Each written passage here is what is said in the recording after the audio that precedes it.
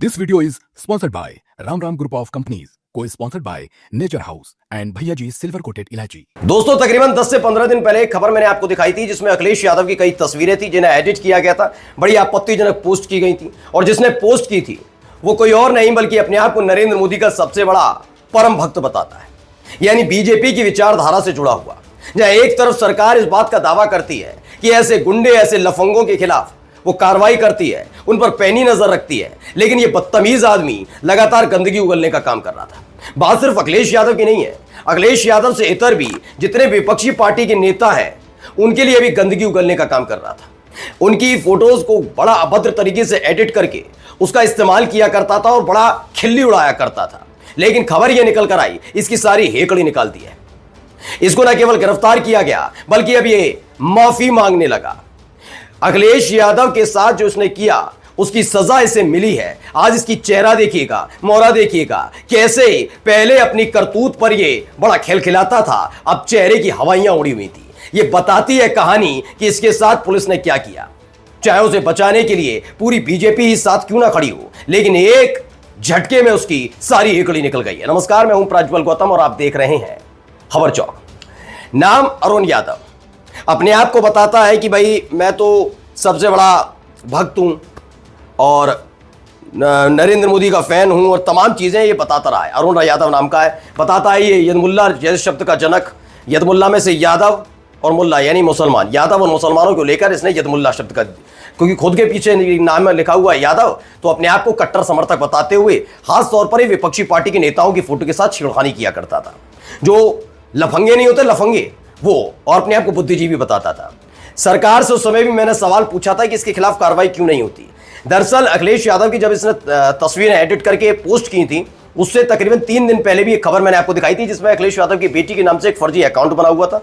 उसमें योगी आदित्यनाथ और मोदी दोनों की तस्वीर को एडिट करके गंदगी उगली जा रही थी, जिसकी शिकायत खुद अखिलेश यादव ने की थी। उनका कहना था कि मेरे पारिवारिक सदस्यों के नाम पर अलग अलग इस तरह से आईडी बनी हुई है, फर्जी आईडी है और उसमें खासतौर पर इस देश के नेताओं के बारे में गंदगी उगली जा रही है। माना यह भी जा सकता था कि वो हो सकता है कि अखिलेश यादव का ही फैन हो, माना जा सकता था कि वो समाजवादी पार्टी का कार्यकर्ता हो, लेकिन अखिलेश यादव ने खुद आवाज उठाई थी कि इस तरह की गतिविधियों को रोका जाना चाहिए। लेकिन जिनकी नीति रीति और राजनीति ही ऐसे ही गंदे और लफंगे टाइप के लोगों के आश्रय चलती हो, वो कैसे रोकते इसे, तो तब रोका नहीं गया। दरअसल इसकी गंदगी, इसका लेवल ये है, ये किसी को नहीं बख्शता। विपक्षी पार्टी के नेता तो नेता, ये महिला पत्रकारों के लिए गंदगी उगलता है। ये घिनौना आदमी है, ये किसी को बख्शने के लिए तैयार नहीं रहता। तब भी मैंने कहा था कि शायद इसके घर वाले भी इससे दूरी बनाकर रखते होंगे, क्योंकि जितना गंदगी ये ट्विटर हैंडल पर, सोशल मीडिया पर उगलता है और जिस कदर ये गंदगी दिखाता है, वो यकीन मानकर चलिए इसके परिवार के लोग भी इससे डरते घबराते होंगे। कैसा मानसिकता का व्यक्ति है और उनके परिवार का सदस्य है। और आज देखिए अब हालत कैसी हो गई, पहले देखिए वीडियो।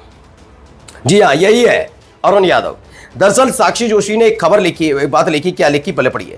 28 मई 2025 को एक्स पर अरुण यादव नाम के इस व्यक्ति ने मेरे बारे में एकदम झूठा, बेबुनियाद, चरित्र हनन करने वाला, अश्लील, अभद्र एवं आपत्तिजनक शब्दों से भरा एक वीडियो पोस्ट किया था जिसे किसी कीमत पर बर्दाश्त नहीं किया जा सकता था। इतना ही नहीं, इसने मेरे पति विनोद कापड़ी का फोन नंबर भी एक्स पर पोस्ट किया था। नोएडा पुलिस की तत्पर कार्रवाई के बाद इस व्यक्ति ने अपने हर कृत्य के लिए माफी मांग ली है और चूंकि ये व्यक्ति अपने कृत्य पर शर्मिंदा है, लिहाजा हम इसे माफ कर रहे हैं। साथ ही ये भी स्पष्ट कर रहे हैं कि भविष्य में कोई भी व्यक्ति सोशल मीडिया पर या कहीं भी झूठ, अनर्गल, अश्लील, अभद्र, आपत्तिजनक टिप्पणी करेगा या करेगी तो उसके विरुद्ध भी कानूनी कार्रवाई करने से हम नहीं हिचकिचाएंगे।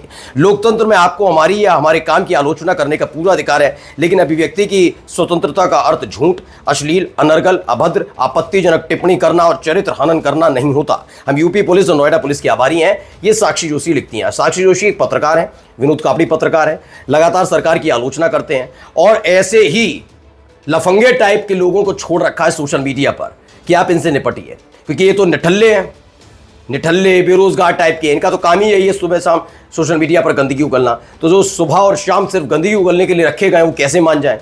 तो अब इसकी सारी हेकड़ी निकल गई। अब आपने देखा साक्षी जोशी जी आहत हो गई, उनके लिए माफी। अरे तुम बदतमीजी करोगे तो क्या कोई आहत नहीं होगा? आहत होने का ठेका सिर्फ नरेंद्र मोदी साहब और योगी आदित्यनाथ, अमित शाह ने ले रखा है या बीजेपी के नेताओं ने ले रखा है। सवाल यह है कि इसके खिलाफ सख्त कार्रवाई क्यों नहीं हुई, क्योंकि इसका अगर वीडियो इसका पूरा सोशल मीडिया उठाकर देखिए, ये सिर्फ गंदगी उगलने का काम करता है। कोई बुद्धिजीवी वाली बात नहीं, कोई पढ़ाई लिखाई वाला सिस्टम नहीं, कोई देश के विकास में योगदान नहीं। हाँ, गाली दिलवा लीजिए, बदतमीजी करवा लीजिए, ये इसका काम है, इसको सौंपा गया है। अब आप समझिए इस व्यक्ति की सारी हेकड़ी निकल गई। और मैं फिर कहता हूं अपने चैनल के माध्यम से, लोकतंत्र है बिल्कुल। अखिलेश यादव और राहुल गांधी और विपक्ष के जितने नेता वो भी, और जितने नेता सत्ता में बैठे हैं, सबकी आलोचना कीजिए, लेकिन उसका एक दायरा होता है। लेकिन इस दायरे को तोड़ने का काम 2014 के बाद से तेज रफ्तार से हुआ है।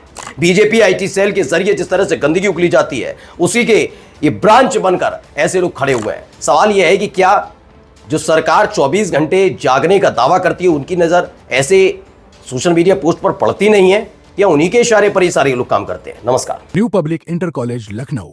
Admission open. For more information, call 0522 282232 or 7755 089585.